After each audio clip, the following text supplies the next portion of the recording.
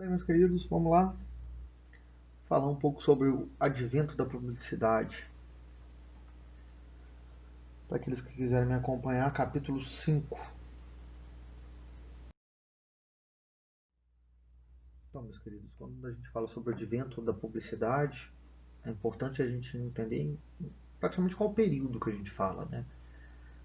A gente vai estar destacando aí século XVIII, XIX, já com uma consolidação do capitalismo no mundo, e é importante deixar essa ideia do capitalismo aí em destaque, porque a publicidade ela vai estar falando sobre algo e ela vai estar falando para alguém. Mas quem que é esse alguém? Vai ser essa elite burguesa que vai ser formada. E como que a gente consegue perceber isso? A gente pode perceber pela própria organização social que vai ser dada nesses séculos. Os espaços sociais que vão estar dando destaque para essa burguesia. Se a gente for pensar nas sociedades, os espaços coletivos,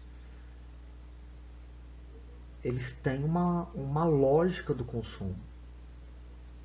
Se a gente for pensar hoje, o que é isso? Onde nós nos encontramos? Shoppings, cinemas, restaurantes, lanchonetes, isso tem uma questão aí muito forte com o consumo.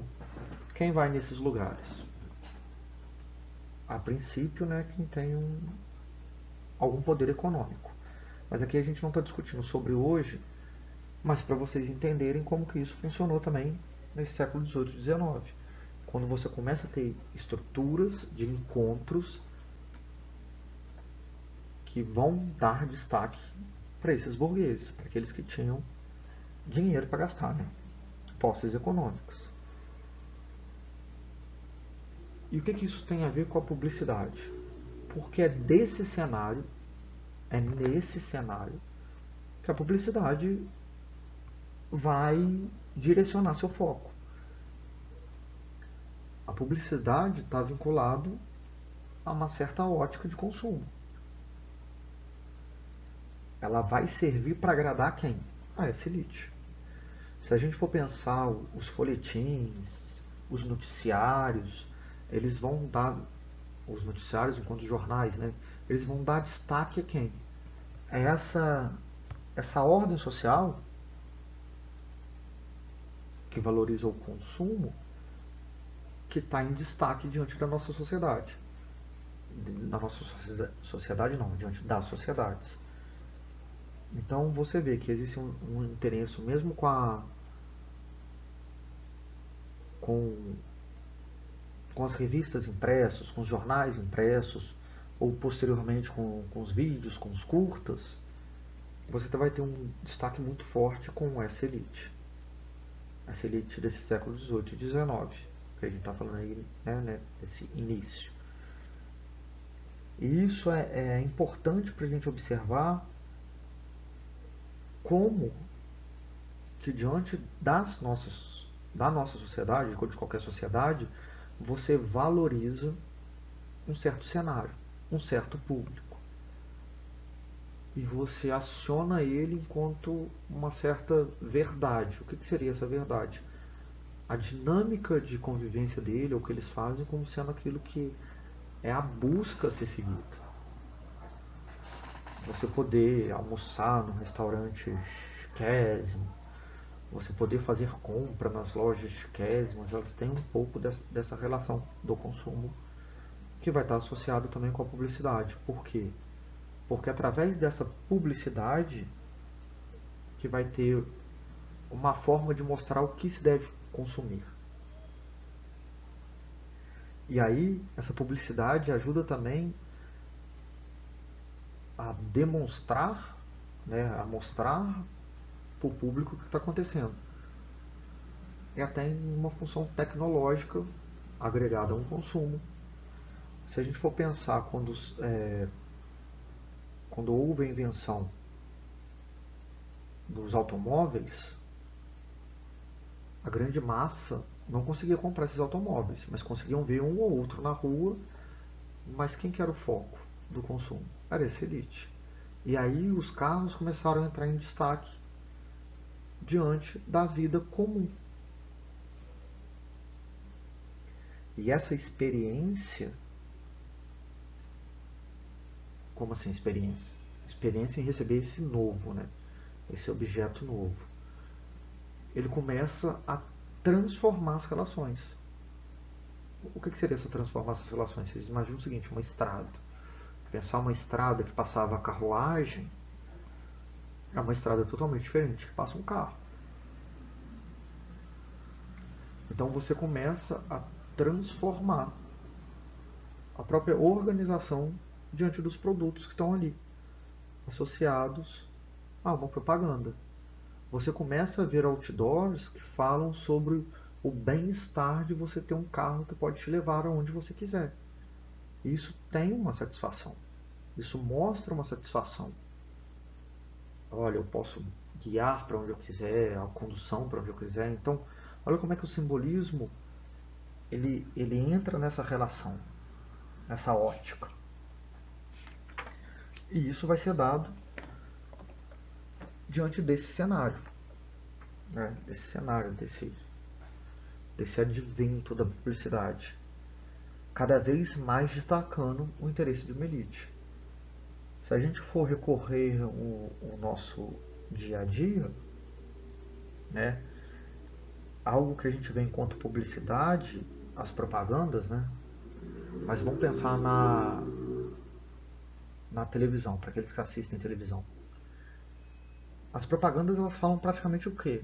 Consumo, consumo, consumo, consumo. É lógico que, se a gente pensar também nessa lógica de publicidade, dependendo do horário, dependendo do canal, a provocação vai ser diferente. Não vão ser as mesmas propagandas. Então, olha, como é que a publicidade ela tende a atingir um público específico. Mas aqui a gente está falando de hoje, né? Mas para mostrar como que existe esse anúncio sobre ela. Mostrar, conduzir, tentar guiar um caminho do qual você vê aquilo como uma provocação para você em consumo. Eu conversando com vocês aqui, eu estava lembrando esses novos celulares aí que custam barato, né? Coisa de 5, 6, 7 mil reais. Eles não costumam estar em canal aberto, mas costumam estar em canal fechado. Então tem uma ótica. Quem está vendo? Qual canal é esse que está comprando? Que tipo de informação é essa que está sendo dada? Através dessa ordem de um consumo que vai fazer com que nós enxergamos essa situação como de um bem-estar. Conseguem perceber isso? E aí a gente vê como que a publicidade ela entra nesse cenário persuasivo. Como ela pode persuadir ao olhar, a observar, a você induzir uma forma de pensamento. Por que eu falo isso? Se vocês quiserem fazer pesquisas de publicidade do século XX, século XX não, na década de 20, na década de 30, na década de 40,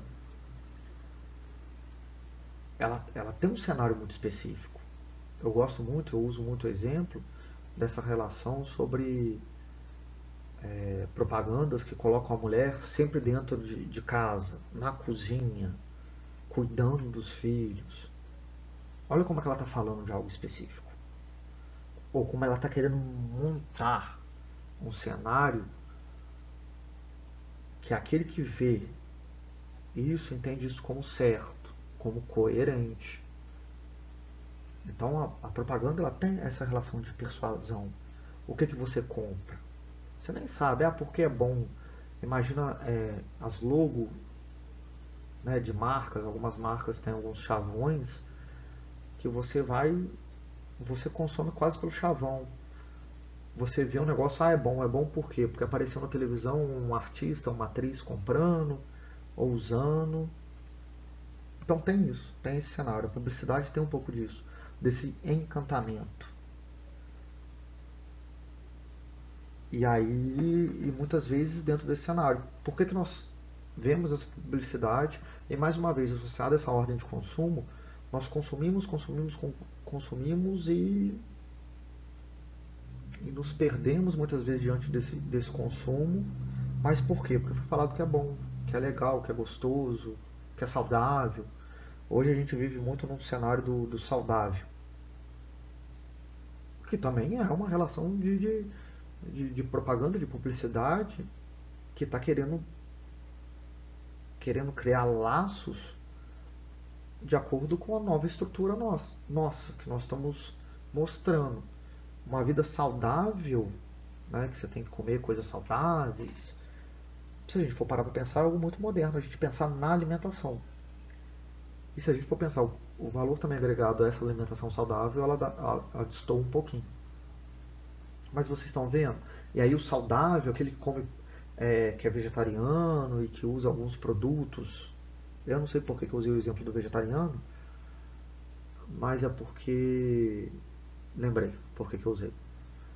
Porque as lojas de produtos naturais, elas são algo muito recente. Se vocês quiserem fazer a pergunta aí para os pais ou aos avós de vocês, vão ver que isso é algo muito recente. E agora você tem um grupo muito grande de pessoas se tornando vegetariana, que elas precisam encontrar o seu alimento em algumas lojas específicas.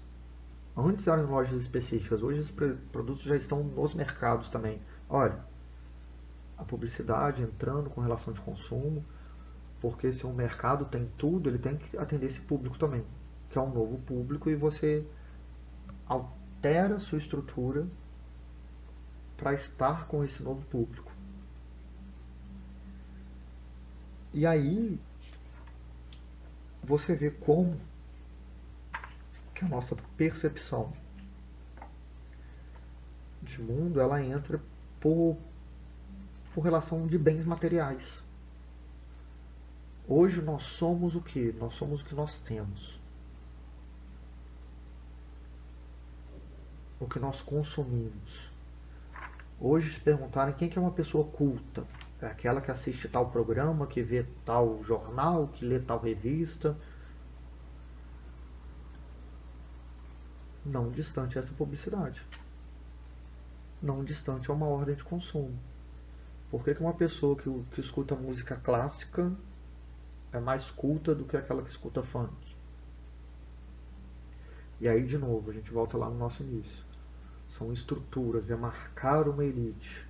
É uma elite que mostra o seu distanciamento da grande massa também. Certo, meus queridos? Eu quis fazer um cenário mais enquanto discussão desse tema. Nesse capítulo tem algumas outras coisas, mas eu preferi tentar contextualizar de uma forma um pouco diferente do livro. Mas é isso por hoje. Mais uma vez, qualquer dúvida, me acionem lá no Google Sala de Aula para a gente poder discutir um pouco. E voltando à aula, eu vou tentar dar alguns nomes, né, tentar usar alguns autores para discutir sobre isso, mas aí eu queria destacar os autores em si. Depois a gente volta nessa temática. Certinho, meus queridos? Então até a próxima.